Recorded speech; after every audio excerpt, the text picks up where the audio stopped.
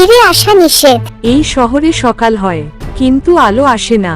এখানে মানুষ বাঁচে ঠিকই, কিন্তু স্বপ্ন দেখে না, কারণ তারা কখনো সূর্য দেখেনি। শোনা যায়, বহু বছর আগে এই শহর থেকেই সূর্য হারিয়ে গিয়েছিল।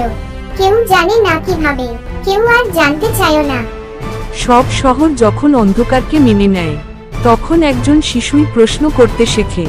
নীল জানে না সূর্য দেখতে কেমন, তবু সে আঁকে, কারণ বিশ্বাস না থাকলে কল্পনাও জন্মায় না। যখন সবাই বলল এখানে আলো নেই, নীল তখন ভাবে, যা নেই তা কি সত্যিই নেই, নাকি কেউ লুকিয়ে রেখেছে? প্রতিটা শহরে একটা জায়গা থাকে যেখানে ভয় পাহারা দেয়। এই পাহাড়ে লেখা, ফিরে আসা নিষেধ। কিন্তু ইতিহাস বলে যেখানে যেতে মানা করা হয়, সেখানেই লুকিয়ে থাকে সত্য। নীল জানে সবাই ঘরে বসে অপেক্ষা করলে কখনো আলো ফিরে আসে না। মেঘ শুধু আকাশ ঢাকে না, মেঘ ঢাকে মানুষের স্মৃতি। এই বনে ঢুকলেই নিজের ভয় নিজের সামনে দাঁড়িয়ে যায়। বৃদ্ধ মেঘমানুষ জানে সবাই আলো খুঁজতে আসে না, কেউ আসে সাহস নিয়ে, কেউ আসে শুধু কৌতূহল নিয়ে, আর কেউ আসে শহরকে বাঁচাতে। সূর্যকে কেউ চুরি করেনি, মানুষই তাকে বন্দি করেছে।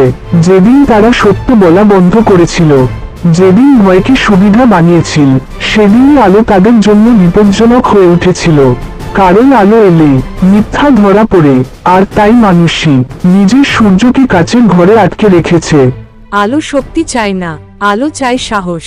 সূর্য শুধু আকাশে উঠতে চায় না, সে মানুষের চোখ খুলে দিতে চায়। একটা শিশুর কণ্ঠ যখন ভয়কে অস্বীকার করে, তখন সেটা হাজার মানুষের চিৎকার হয়ে যায়। নীল জানে সত্য বলার ভয়টাই সবচেয়ে বড় অন্ধকার।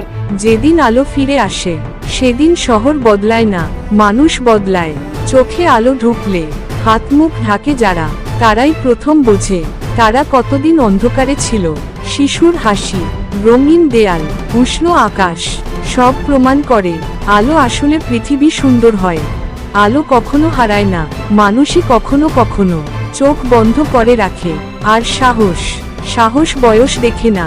একজন শিশুও একটা পুরো শহরকে ঘুম থেকে জাগিয়ে তুলতে পারে।